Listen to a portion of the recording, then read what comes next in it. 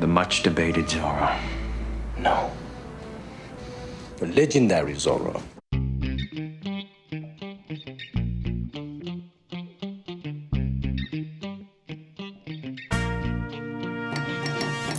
Antonio Banderas est un acteur espagnol qui a facilement conquis Hollywood. Un producteur, un réalisateur, un chanteur et un homme d'affaires. Il a une armée de fans qui l'aiment dans le monde entier, mais qui sont aussi charismatiques et énergétiques. Mix Show présente. Beaucoup sont curieux de savoir comment vit le célèbre acteur aujourd'hui. Antonio Banderas, son vrai nom, José Antonio Dominguez Bandera. Le nom complet de l'acteur est né le 10 août 1960 à Malaga, dans le sud de l'Espagne. Son père, José Dominguez Pietro, était un officier de la garde civile espagnole. Et sa mère, Ana Bandera Gallego, travaillait comme institutrice. L'acteur a également un frère cadet, Francisco Javier. Le jeune Antonio n'a pas manifesté d'intérêt particulier pour l'apprentissage. Il aimait le football et envisageait de devenir un athlète professionnel. Cependant, à cause d'une jambe cassée, il a dû renoncer à son rêve. À l'âge de 14 ans, Antonio et ses amis ont assisté à une production théâtrale de Hair. L'histoire des amoureux qui se déroule pendant la guerre du Vietnam et le mouvement hippie. Et ça a tellement frappé Antonio. Il décide alors de s'essayer au théâtre. Antonio commence à se former et devient membre du cercle théâtral de la ville. Il convient de noter qu'au début, l'acteur utilisait le pseudonyme Antonio Abascal. Par la suite, il a utilisé le nom de famille de sa mère comme pseudonyme, en y ajoutant la lettre S. Antonio faisait preuve d'un grand zèle, mais peu de gens prenaient sa passion au sérieux. Lorsque le futur acteur a 16 ans, il entre à l'école d'art dramatique de Malaga et rejoint l'une des compagnies théâtrales de la ville. Après avoir obtenu son diplôme, Antonio se rend à Madrid pour se perfectionner en tant qu'acteur. Là-bas, il a travaillé comme serveur, chargeur et même modèle, jusqu'à ce qu'il soit intégré au Théâtre National.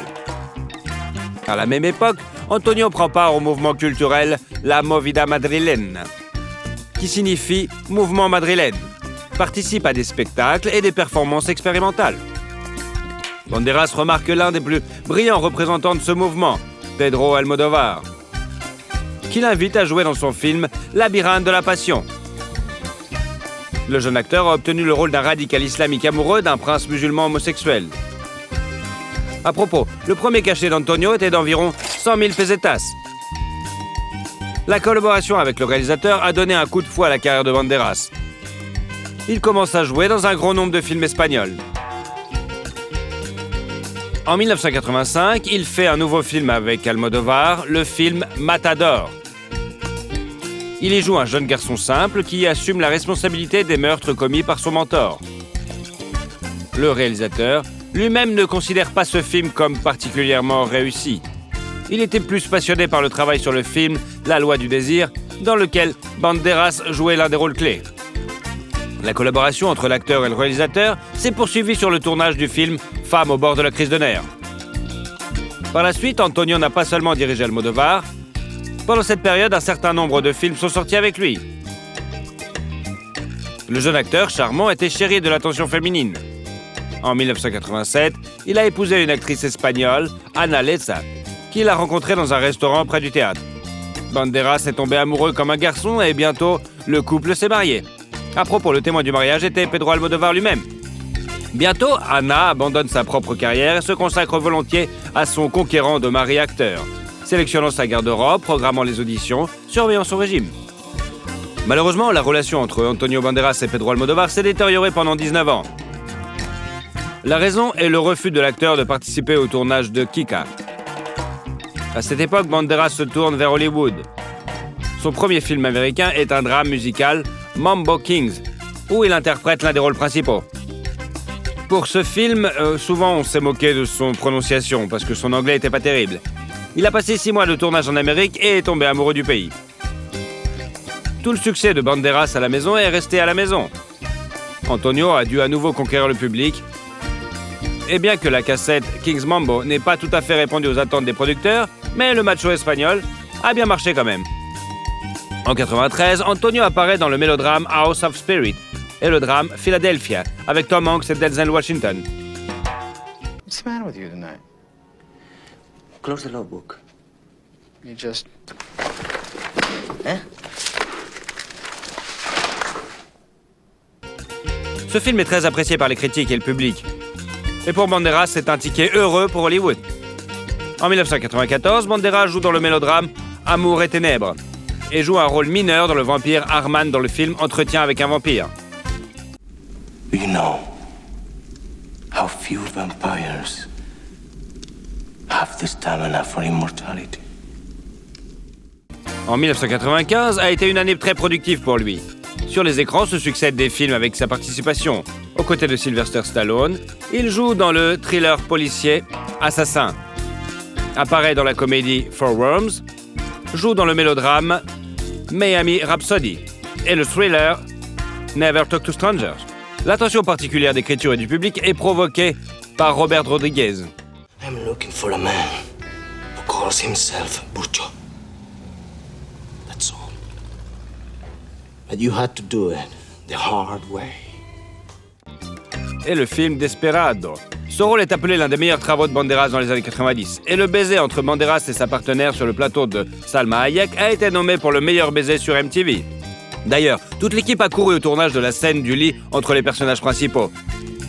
Mais à la fin, seuls le réalisateur et le superviseur du scénario sont restés. Il convient de noter que sur le plateau de tournage, Banderas s'est également révélé être un musicien. L'acteur jouait lui-même de la guitare dans toutes les scènes où cela était requis de son personnage.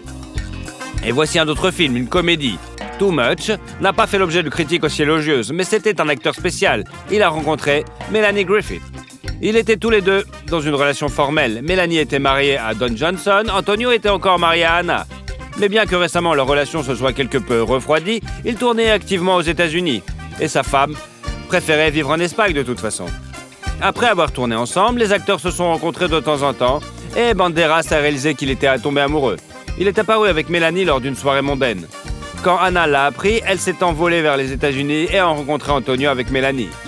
La relation n'a pas fonctionné. Une procédure de divorce a été engagée et Anna ne voulait pas accorder le divorce à son mari. Cependant, lorsqu'Antonio et Mélanie arrivent dans le pays de l'acteur, ils sont reçus froidement non seulement par l'ex-femme et les parents de Banderas, mais aussi par les médias locaux qui font passer Mélanie pour une divorcée. D'une manière ou d'une autre, en mai 1996, à Londres, Antonio s'est marié avec Mélanie.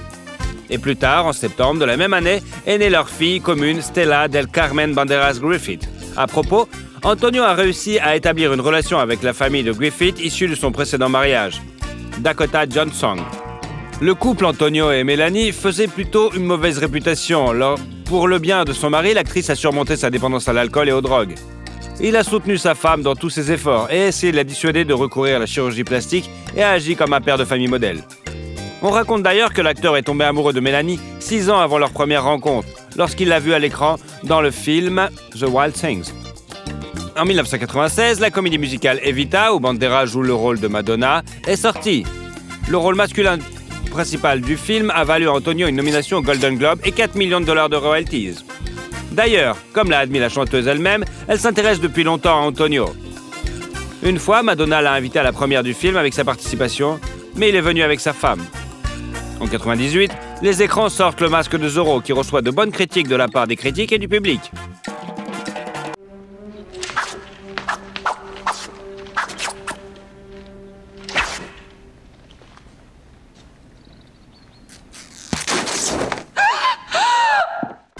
Pour jouer le rôle d'Alexandre Antonio, il a suivi 4 mois de formation dans l'équipe olympique espagnole d'escrime. Et selon l'entraîneur, est devenu un épéiste habile. Pour ce rôle, l'acteur a reçu le prix du public de l'Académie européenne du cinéma et a été nommé pour un Golden Globes. Antonio Banderas est devenu une star de première grandeur. Il tourne beaucoup et s'essaie également au métier de réalisateur. En 1999 sort son film La femme sans règles, où le rôle principal est joué par sa femme, Melanie Griffith. Le film n'a pas connu un succès particulier, mais a constitué une part importante de la carrière de l'acteur. La même année sort sur les écrans le thriller d'aventure Le 13e guerrier, où Antonio tient le rôle principal. You could have killed him at will. Yes? Why the deception? Deception is the point. Any fool can calculate strength. La même année, aux côtés de Woody Harrelson, l'acteur joue dans le drame sportif Played in the Born et apparaît également dans la comédie The White River Kid. Sa popularité est croissante tout comme ses royalties. Pour sa participation au film The Body en 2000, Banderas reçoit quand même 12 millions de dollars. L'année suivante, Antonio devient le partenaire d'Angelina Jolie sur le tournage de Original Sin. Liar! Thief! Yes! Yes! Don't you see? Yes! Don't you see? That you still cannot breathe without you! Le film sensuel ne fait que confirmer le titre d'acteur sex symbole. Et Jolie a même dû démentir les informations sur la romance avec le macho espagnol. En 2001 également, Banderas accepte l'invitation de Robert Rodriguez à participer au film d'action-comédie d'aventure Spy Kids, dont 2 autres volets sortiront plus tard. En 2002, Antonio travaille à nouveau avec Salma Hayek sur le tournage de Frida et joue le premier rôle masculin dans le film franco-suisse Femme fatale. Une expérience moins réussie est celle de Ballistic, un film de la même année dont l'audience est plutôt faible. En 2003, sur les écrans sortent plusieurs films avec le macho espagnol. À la fin de l'été, la première de la suite de l'histoire, Il était une fois au Mexique, Desperado 2, et à l'automne vient le drame Imagine Argentine. À la télévision, Banderas interprète le rôle du révolutionnaire Pancho Villa dans le film HBO du même nom. Et d'ailleurs, il a été nommé aux Emmy Awards et aux Golden Globes pour ce rôle.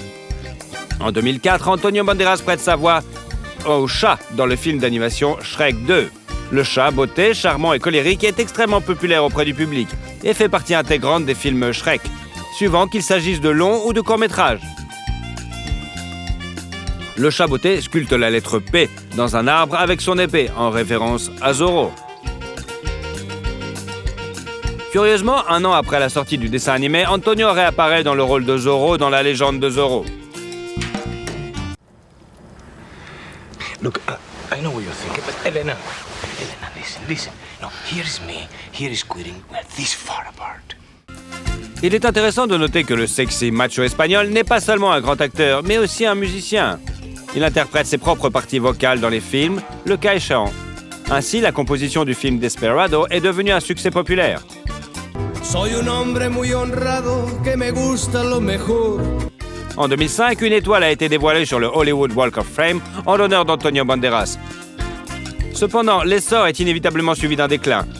Antonio apparaît de moins en moins souvent dans des films de catégorie A, et les années suivantes, il ralentit légèrement le rythme de ses apparitions sur les écrans. En 2006, il joue un rôle majeur dans le drame Take the Lead. L'année suivante, l'acteur partage l'affiche avec Jennifer Lopez dans le thriller policier Border Town et participe également à la comédie My Mom's New Boyfriend. En 2008, Banderas interprète le rôle de Ralph dans le thriller dramatique The Other Man et joue avec Morgan Freeman dans le thriller policier Ticket Thief. Don't even think about it. Think about what? Going anywhere near her. I'll rip your heart out, I mean it. It looks like it's your heart she's not so fond of. En 2009, l'acteur se fait opérer d'une opération bénigne au dos. Et l'année suivante, il joue dans plusieurs autres films. En 2011, un long dessin animé sur le chat beauté, interprété par la légende macho, est sorti, ainsi que le drame d'aventure Or Noir. La même année, La peau dans laquelle je vis a été présentée en première mondiale comme une réunion de la légendaire union créative d'Antonio Banderas et de Pedro Almodóvar. Ce thriller psychologique est un chef-d'œuvre qui a remporté de nombreux prix. En 2012, l'acteur a joué dans le film d'action Haywire et dans la comédie de science-fiction Ruby Sparks. En 2013, Banderas participe à nouveau à la voix off, cette fois pour le film d'animation Justin et les Chevaliers de la Vaillance. Il collabore également à nouveau avec Rodriguez sur le film Machete et avec Almodóvar dans la comédie I'm So Excited. En 2014, il a été révélé que la femme de l'acteur, Melanie Griffith, avait demandé le divorce. Elle a cité l'infidélité de son mari avec l'actrice Natalie Byrne. Comme raison, ils ont travaillé ensemble sur le tournage d'Unstoppable 3. Mais comme elle l'a admis, il n'y avait aucune raison pour de telles affirmations, si ce n'est la jalousie morbide de Mélanie. Le divorce a été aussi rapide et scandaleux. Les époux se partageaient activement les biens. Ils ont vendu un manoir à Los Angeles pour 16 millions et se sont partagés les bénéfices en comptant les revenus des projets réalisés pendant leur vie commune. Au final, Mélanie a obtenu la maison d'Aspen et le tableau de Picasso, l'artiste et son modèle, et Banderas a un dessin au crayon du même maître ainsi qu'un croquis au crayon de l'artiste Diego Rivera. En outre, l'acteur a accepté de verser à Griffith une pension alimentaire de $780 000 par an. Depuis son divorce, l'acteur s'est vu attribuer diverses relations, notamment avec Sharon Stone. Sa fiancée est désormais la financière néerlandaise Nicole Campbell, qui a mis de l'ordre dans la vie d'Antonio. Dans les années qui suivent, Antonio joue beaucoup la comédie. Il joue dans le thriller d'action Automata et le drame biographique The 33. Il apparaît également dans le mélodrame Night of Clubs, le drame espagnol Altamira, le thriller Black Butterfly et le film d'action Security. En 2015, Banderas s'intéresse à la mode et s'inscrit dans le célèbre collège britannique, Sepnal St. Martin's. De l'aveu même de l'acteur, devenir designer est un rêve de longue date pour lui. Et en 2016, il a collaboré avec la marque Select. L'acteur a agi en tant que designer de la ligne pour hommes. En 2016, Antonio Banderas est venu à Moscou pour participer à un projet de charité pour le mannequin Natalia Vodionova et pour montrer sa propre exposition de photos. Antonio a été nommé par un Emmy et un Golden Globe pour sa performance dans ce rôle. Peu avant le tournage de la série, l'acteur a eu une crise cardiaque. Tout allait bien, mais Antonio a sérieusement reconsidéré son mode de vie, abandonnant ses mauvaises habitudes, faisant plus souvent de l'exercice et prenant soin de sa santé. En 2018, Antonio joue dans le mélodrame Life Itself. L'année suivante, il apparaît dans le film Laundromat. Il collabore également à nouveau avec Pedro Almodóvar sur le tournage de Pain and Glory, où l'acteur joue le rôle principal. Cette œuvre a d'ailleurs valu à Banderas sa première nomination, tant attendue aux Oscars, ainsi que le Golden Globes. En 2020, l'acteur participe au tournage du film Dolittle. I never understood what Lily saw in you. A common complaint the world over for fathers of beloved daughters. But in this instance, I think we can all agree it is particularly accurate. Aujourd'hui, l'acteur continue de tourner activement. Le tournage de la comédie dramatique The Official Competition, dont les rôles principaux sont interprétés par Antonio Banderas et Penélope Cruz, est déjà terminé. La première du film d'action-comédie étoilé Le garde du corps et la femme du tueur est prévue pour l'été 2021. En février 2022 devrait sortir le film Undiscovered avec Tom Holland, Mark Wahlberg et Antonio Banderas dans les rôles principaux. Et à l'automne de la même année, un nouveau dessin animé sur les aventures du charmant Chaboté. Sont également annoncés le drame biographique Dali et le thriller de science-fiction Solo. Les deux films mettent en scène l'acteur dans le rôle titre. La fortune d'Antonio Banderas s'élève désormais à $50 millions. Outre les tournages, Banderas a joué à plusieurs reprises des rôles d'égérie de marques mondiales, dont Orbit, une vidéo amusante dans laquelle l'acteur dialogue avec un beignet, a beaucoup plu au public. Il a également joué dans une publicité pour les lunettes Police. Antonio Banderas et Olga Kurylenko sont également devenus les visages de la campagne publicitaire des nouveaux parfums jumelés Secret Temptation de la marque de parfums Banderas. En général, Banderas est activement engagé dans les affaires. Depuis 1997, il sort sa ligne de parfums Antonio Banderas. Sur le marché, il y a déjà 22 parfums, 13 pour hommes et 9 pour femmes. Antonio se rend personnellement chez les parfumeurs et apprend d'eux comment créer de nouveaux parfums. L'acteur possède également un vignoble en Espagne depuis 2009. Il possède 50% du domaine viticole Anta Banderas et Villalba de Duero, initialement appelé Anta Bodega, qui produit jusqu'à 1,5 million de bouteilles de vin par an, ainsi bien sûr que de l'huile d'olive. Monsieur Banderas s'était auparavant essayé au métier de restaurateur à Posada de Antonio, mais avant d'abandonner l'affaire par la suite. Il a également été propriétaire de Jack Jones by Antonio Banderas, une équipe de course MotoGP dans la catégorie Moto 2 en 2010. Banderas soutient désormais le Malaga Football Club ainsi que le Parti socialiste ouvrier espagnol. L'acteur est aussi activement impliqué dans des actions caritatives et ambassadeur de bonne volonté pour les Nations Unies. En 2019, il a ouvert un nouveau théâtre dans sa ville natale avec une capacité de plus de 800 places assises. Antonio Banderas est également propriétaire de diverses propriétés. Pendant son mariage avec Melanie Griffith, il possédait un manoir dans le quartier historique haut de gamme de Hancock Park à Los Angeles. Ils ont initialement acheté le manoir pour 4,2 millions de dollars en 1999. Après quoi, ils ont acheté la propriétaire voisine pour 1,3 million de dollars et l'ont rattaché au domaine. L'intérieur du manoir, stellaire, est de style classique. Pendant le divorce, le domaine a été mis en vente et s'est vendu pour 16 millions de dollars, à peine 10 ans plus tard. L'appartement d'Asman est revenu à Melanie Griffith après son divorce. Nichée dans les montagnes, la maison est remplie de lumière et de confort.